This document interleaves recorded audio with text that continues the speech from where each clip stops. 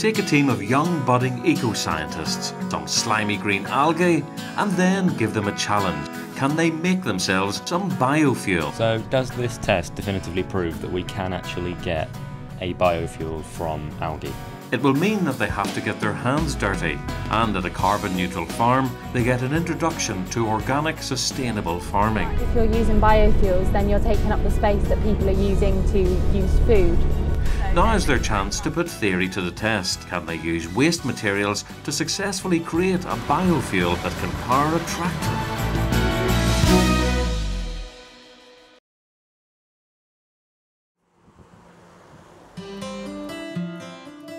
The students are all studying science at Bodmin College in Cornwall. They're setting off on a journey to discover if their school bus can be powered by biofuels. You reckon we're going to be able to put biofuels into proper mainstream production? I've heard that they can use algae instead of plants to make biodiesel. The team has travelled to Plymouth in Devon. Could the sea have what they're looking for, a sustainable energy source? Hi there, we're students from Bodmin College and we're researching biofuels and the fact that the sea could possibly be a good source for that. Could you tell us a bit more about that? Yep, I've just been collecting algal samples from these rock pools here, and we do a lot of biofuels research at Plymouth Marine Laboratory. If you'd like to join me up there, then I can explain to you a bit more about biofuels in general and the kind of research that we do.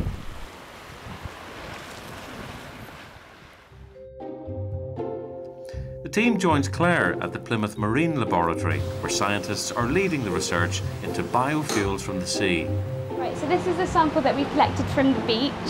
We've placed it into this culture room with lots of light because the algae needs light to photosynthesize to grow up to a higher density. So how many different species of algae might there be in that sample? There could be like hundreds. When the cell density is increased slightly, we'll analyse them to use as a potential biofuel. The algae all need a carbon source to grow, so air contains a small amount of carbon dioxide. So the fact that carbon dioxide is being taken out of the air by the algae, is that going to help towards reducing things like global warming? Yeah, absolutely. That's definitely one of the main reasons we've been working on algae, because it's a really effective way of capturing the carbon that's in the environment. But how do you grow algae? It seems you need something called a bioreactor. 3 of the students have the responsibility of getting to grips with the technical details. What I really want to show you is the fact that algae are very easy to grow, and all we really have in this bioreactor is a reservoir of nutrients, a small aquarium pump and some tubing. The algae get pumped around the tubing, and as they go around they get exposed to light, and this causes them to photosynthesize and the algae start to grow. The remaining students are in one of the labs and they have a crucial question. So does this test definitively prove that we can actually get a biofuel from algae? Yes, we're going to have a look at the lipids that are present within the algal sample. So we're going to use acetone, which should break open the cells and release the lipids. Next they add some marker stain that will turn orange to show if any oil has been released from the algae. And you can see these round, very distinct green blobs, and those blobs are actually made of oil.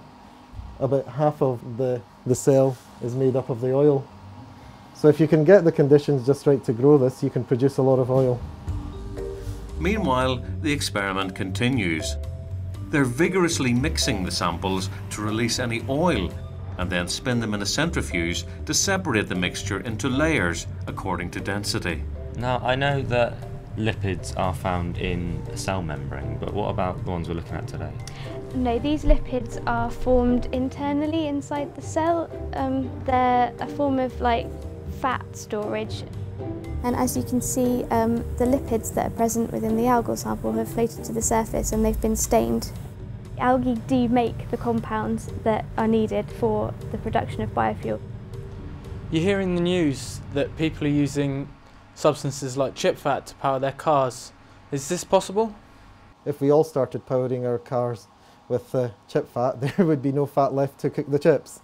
So there has to be a balance between the different sources of energy that we use. Algae will provide one solution. I think agriculture will provide another solution. And I think it's worth your while going and speaking to some people who are looking at using agricultural waste to see how their contributing to this energy crisis which is starting to cause problems across the globe.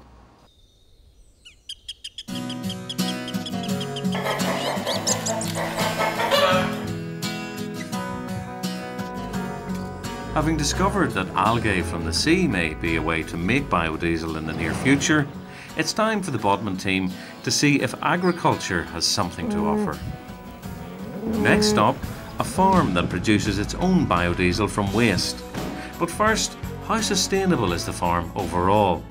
So we gather that you run a sustainable farm here. Can you tell us a little bit about what that means? You know, what is a sustainable lifestyle? It is a means of living your life which satisfies this generation but doesn't prejudice future generations' needs. Using fossil fuels, using other exhaustible supplies is simply not sustainable by definition. And what we have to do is to find some way of changing that. So we hear that you use a lot of energy efficient technologies. Before using energy efficient technology, one has to look at first of all how to reduce the amount of energy you use, and that we have done in the house by installation, by using low energy lighting. But having done that, then the next thing is to generate our electricity. We have 3 kilowatts of PV panels on the roof. In a sunny weather, it will produce 3 kilowatts of energy, which is far more than a house actually normally needs. When it's not sunny, we also have a wind turbine, which also produces about 3 kilowatts of energy. So between the two, we have energy being produced for the house more or less all the time. You're quite adamant on not using fossil fuels. So what do you use to power your vehicles? Good question. It's not easy because transport energy is the most difficult to replace in terms of by renewable energy. We power all of our machinery by biodiesel.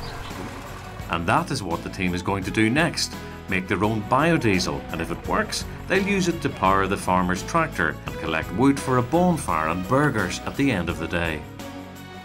Now the first thing that we have to do is to collect waste vegetable oil in bottles like these. So to work. First, take some old cooking oil. First process that we carry out is to pour about 120 litres of this. Despite being upstaged by the farm's cockerel, this is the students' chance to show the farmer that they really did learn something back in the lab. Cooking oil or algae, seems the science is still the same. Okay, well in this process, methanol is reacted with your vegetable oil. It's then converted into methyl esters, which is your biodiesel, and glycerol. On its own, this reaction would be too slow to be economically viable. That's why you add your catalyst, which speeds up the rate of reaction. And so, it's down to Miriam, the team's top chemistry student, to work out the tricky catalytic reaction. If she gets it wrong, no biodiesel, no bonfire, and no burgers. Okay, through this titration you can work out how pure the oil is, and you can also work out the volume of potassium hydroxide needed to catalyse the reaction to make the biodiesel. We've worked out that you need 1.4 kilograms of potassium hydroxide. You can see it's nice transparent yellow colour, just exactly as it should be. But will the biofuel work? Time to find out.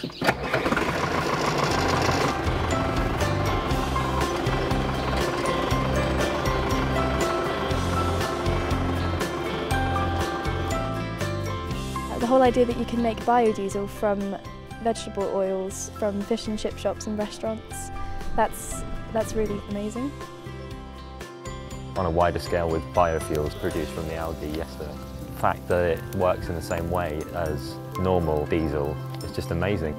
These students have discovered that biofuels are an exciting alternative form of energy, and together with wood from a sustainable source, it all means that they don't have to give up on the burgers just yet. But now I know that biofuel is a good thing and it can happen, and in the future that could be our main source of fuel.